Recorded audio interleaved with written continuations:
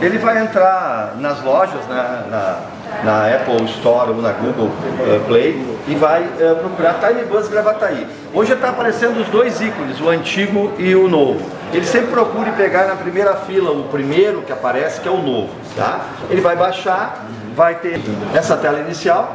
A partir daí, ele já passa automaticamente para essa tela, onde ele mostra o mapa com todas as paradas próximas a ele. Ele faz um georreferenciamento de onde ele está e mostra as paradas próximas. A partir de um toque no celular, ele procura a parada e clica na parada que ele quer, certo? Então ele vai e procura a parada. Eu quero pegar o ônibus nessa parada ali. Ele clica e aparece, então, a relação de linhas ônibus com o número do ônibus, tá? Qual a linha que vai passar naquela parada ali, quanto tempo falta, ó, 3 minutos, 4, 8, em ordem da crescente, do mais, vamos dizer assim, que está mais próximo da parada em tempo e o que está mais longe da parada em tempo. A partir daí, ele escolhe qual ônibus que ele quer. Ele tem as informações, se ele é um ônibus municipal, é o 207 neste caso, né? Então, ônibus que tem plataforma, tem acessibilidade, um ônibus que tem ar-condicionado, ele clica nessa linha e pode acompanhar o ônibus onde o ônibus está. Então ali está a parada que ele escolheu e lá está o ônibus aonde o ônibus está chegando. Dessa forma ele tem um acompanhamento em tempo real da chegada do ônibus, trazendo para ele uma confiabilidade também e a segurança, como já foi falado aqui, para ele se dirigir a parada de ônibus.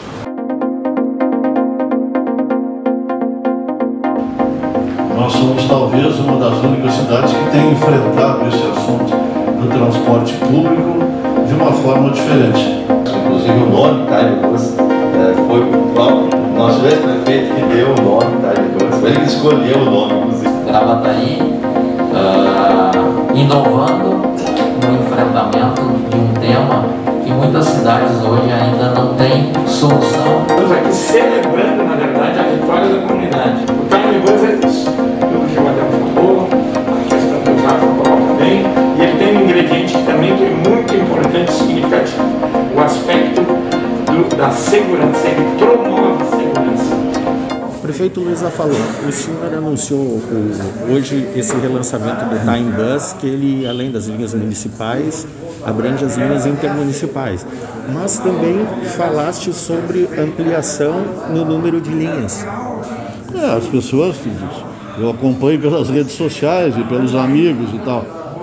Tem muitas linhas que foram retiradas durante a Covid e durante a crise. Tem que voltar, né?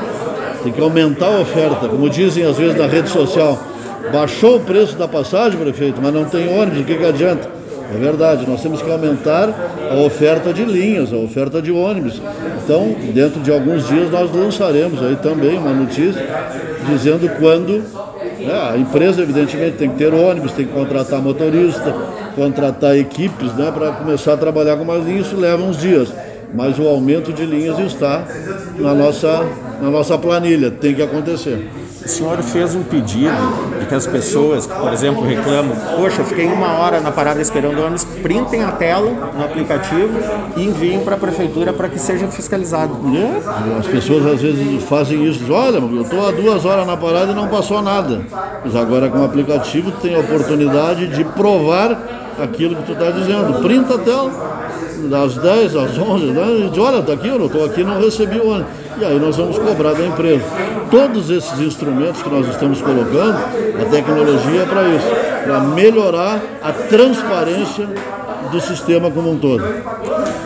No seu pronunciamento falaste também sobre as críticas de que a prefeitura está dando dinheiro para a Sogil, né? Isso é o que a gente ouve, né? Isso provavelmente é de quem não anda de ônibus, né? Se tu tiver alguma família que usa 2, 4, vamos pegar 4 passagens por dia, ele, a esposa, ele e o filho. O que são essas 4 passagens? Dá R$ 4,20 no bolso de quem? No bolso de quem usa ônibus. Então nós estamos subsidiando e dando dinheiro para quem usa ônibus. Nós estamos fazendo via Sogil. Podia ser via Banrisul, via Bradesco, é via Sogil, porque a Sogil é a operadora. Mas o dinheiro está ficando no bolso de quem usa ônibus. Por exemplo, uma empresa hoje, em dezembro, que comprava 1.000 passagens por mês, municipal, ele gastava R$4.800, o empresário gastava, certo? A partir de 1º de janeiro, ele teve uma redução de 22%. Ele passa a gastar quanto? R$3.700. R$1.100. Ele está economizando R$1.100. Por quê? Porque nós reduzimos a passagem de R$1,05. Então esse R$1,05 está indo para a desoneração da folha de pagamento do empregador, aquele que custeia o Vale Transporte. Mas também para aquele que paga o seu... E também para o empregado, porque ele também paga parte desse Vale Transporte também. Então esse dinheiro que nós, na verdade, estamos injetando no sistema através da compra da passagem do gratuito, do isento, ele está indo diretamente de volta para a sociedade, através de quem compra o Vale Transporte, que é o empresário e o empregador, que divide isso, 94,6%, né? E também as pessoas que utilizam diariamente o sistema, que hoje pagam R$1,05 a menos. Então a sociedade está ganhando, toda de Gravataí. Objetivo quando no teu governo lançaste o Time Bus? Bom, além de nós podermos ter a transparência do sistema, o controle e a fiscalização, nós pensamos basicamente também no cidadão, na sua segurança, né? Quando tu tem um sistema que funciona em tempo real, como é o Time Bus, desde a sua primeira edição, ele dá condições ao passageiro a ter segurança, tanto no aspecto de violência física e tal, porque pode chegar na hora, 1 minuto antes, pode ter proteção sobre o efeito climático, né? Mas o da segurança foi o principal, porque nós tínhamos problema de paradas, não existiu, era uma confusão isso. E com o Time Bus, com as paradas, com o sistema organizado, de dentro de casa, o cidadão sabe o tempo necessário para chegar naquela parada que ele escolheu e vai só ter o tempo do deslocamento. Não vai ficar ali meia hora, 20 minutos, 15, né, que nem eu falei antes aqui, esperando, né, correndo às vezes o perigo dessa insegurança geral que o país apresenta e que aqui em Gravataí, na Grande Porto Alegre, não é muito diferente. Fabiano, o Sogil está pronta para essas mudanças, esse aumento de linhas também que o prefeito anunciou? Sim, nós já viemos conversando há algum tempo, né? A lógica do pró-coletivo, ela vai no sentido de, reduzindo a tarifa, qualificar o sistema com ampliação de linhas da rede. O gestor já vem nos sinalizando de que nós vamos ter que fazer uma rediscussão nesse aspecto, né? Fizemos algumas reuniões com o secretário Adão e ele vem sinalizando as demandas que são necessárias. A construção das linhas e da oferta, ela é feita pela prefeitura, pelo gestor. Cabe a nós a operação. A gente vem trabalhando nisso e a tendência é que no mês de março ele lance esse novo modelo de sistema com uma ampliação de oferta, com operação de horários para a comunidade gravataense. A redução na tarifa, já se percebe um incremento no número de passageiros?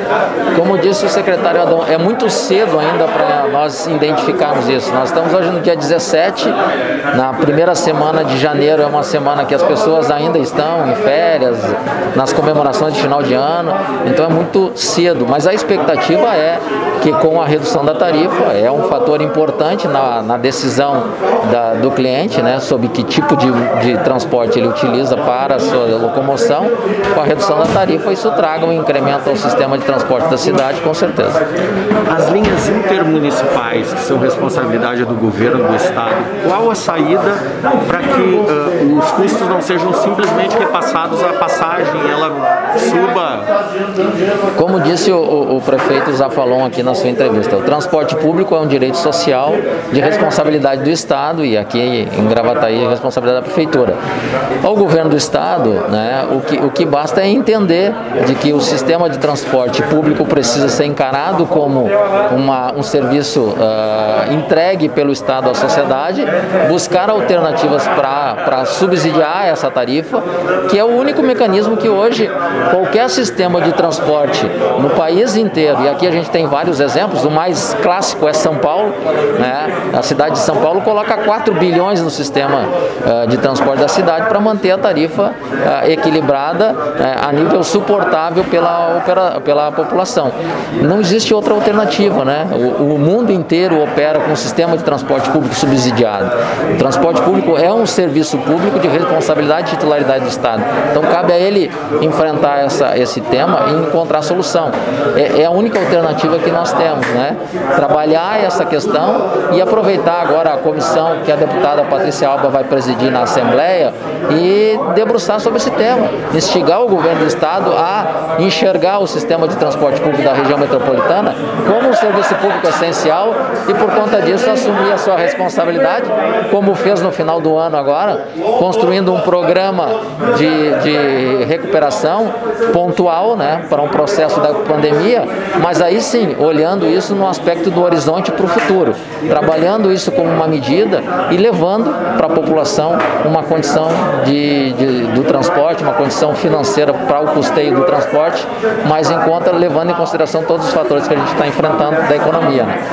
Deputada Patrícia Alba, foi instalada uma comissão na Assembleia para tratar da questão do transporte coletivo, a qual presides. Qual o principal problema que precisa ser enfrentado? Existe saída sem subsídio? Bom, sem subsídio, eu acredito que não exista saída. Nós viemos de um sistema de transporte público no qual a passagem sustentava todo o sistema, né? Mas isso o transporte coletivo de ônibus, se nós formos pensar, né? Porque o Transurb, por exemplo, ele é subsidiado pela União já há muito tempo. Hoje ele tem uma passagem quase no valor da passagem municipal aqui, mas ele tem um subsídio, um percentual de subsídio bem grande, né, na passagem. Então, eu não acredito que a gente possa fazer sem subsídio, né? E por quê do subsídio? Porque, na verdade, o transporte é público e é essencial. Ele é um serviço que está previsto na Constituição Federal, né? Então, assim, o que nós temos que pensar do transporte coletivo? Ele precisa prestar o serviço para aquelas pessoas que têm uma renda baixa, para aquelas pessoas que não estão trabalhando ainda, para aquelas que procuram um emprego, para os que estudam, para aqueles que vão procurar um médico. Então, o valor, o custo da tarifa, ele tem que ser acessível a essas pessoas, né? E hoje o sistema não se sustenta mais unicamente com a passagem. E aí a gente tem várias situações que impactaram para que se chegasse nessa situação, né? Então, por exemplo, às vezes as pessoas falam, mas nós precisamos de mais linhas de ônibus. Ok, só que mais linhas de ônibus implica num custo maior e isso vai para a passagem. Então, todo esse sistema ele é pensado na hora do custo da passagem, né? Hoje nós temos menos passageiros, né? O Brasil como um todo, isso não é uma situação exclusiva do Rio Grande do Sul. O Brasil como um todo tem menos passageiros. Aí a gente tem a questão dos aplicativos, tem a questão do home office, tem uma série de outras situações. O carro popular ficou mais acessível para as pessoas comprarem, né? Então, tudo isso vai gerando um desequilíbrio do sistema. E a gente vai trabalhar agora nessa comissão que foi proposta por mim na Assembleia e que foi assinada inicialmente para a propositura dela. 40 deputados assinaram, depois ela foi aprovada por unanimidade. Nós vamos iniciar em fevereiro e ela é uma comissão que tem 4 meses de duração para que a gente possa fazer um estudo profundo do sistema de transporte coletivo intermunicipal, né? Não é o caso do interno, por exemplo, que nem esse de Gravataí aqui, que foi o que teve o custo da passagem reduzida, né? Mas certamente o exemplo de Gravataí vai ser levado para outros lugares e eu tenho certeza que vai ser utilizado. Já existe no Brasil vários estados que fazem o aporte de recursos no sistema, e aí nós temos que avaliar juntamente com o governante de cada, né, ou do estado ou do município, o que fica melhor para o cidadão daquele estado, né? Se é o subsídio, se é mais ônibus e uma tarifa com um valor maior, se é a tarifa com valor menor subsidiado, enfim, isso tem que ser avaliado. E nós vamos então, durante esses 4 meses, analisar todas essas situações. Porque o governo do estado apresentou um projeto e a Assembleia aprovou um socorro de 88 milhões para as linhas intermunicipais que são de responsabilidade do estado, mas foi emergencial para pagar o 13º. Então esse debate deve ser o debate do semestre agora, ter ou não ter subsídio também para essas linhas. Certamente, e esse projeto de lei que o governo do estado encaminhou para a Assembleia, foi aprovado ali no finalzinho do mês de dezembro, ele já demonstra a necessidade do subsídio, né? Ele foi realmente emergencial e ele foi para pagar um débito passado que a Metroplan, que é a instituição que faz a fiscalização do sistema intermunicipal, a Metroplan, através dos seus técnicos, determinou que havia um cálculo de um valor que que a empresa não estava conseguindo repassar, né? Na passagem era um valor, era um custo que a empresa tinha e que não estava vindo de lugar nenhum. O que aconteceu? As empresas, né, foram tendo dificuldades, digo a empresa de um modo geral. A empresa teve a dificuldade, aí nós todos, né, o impacto de alta de combustível, de aumento do preço de todo o restante, por exemplo, o pneu, ICMS que estava muito alto.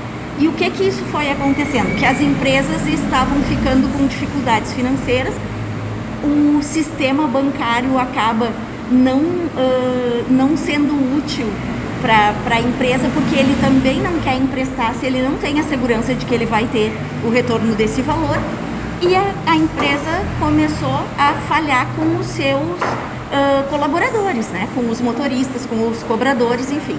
E aí, em uma negociação com o Tribunal do Trabalho, né? Então, empresas, sindicato de empresas, sindicato de trabalhadores, Tribunal Regional do Trabalho, e o governo do estado e eu participei conjuntamente como representante da Assembleia, foi feito um acordo no qual o governo aportaria este recurso, que já era de um déficit apontado pela Metroplan, para que as empresas como um todo fizessem o pagamento das verbas natalinas, né? Então foi para isso. Aquele recurso lá, ele era carimbado, mas por quê? Porque já havia esse déficit anterior.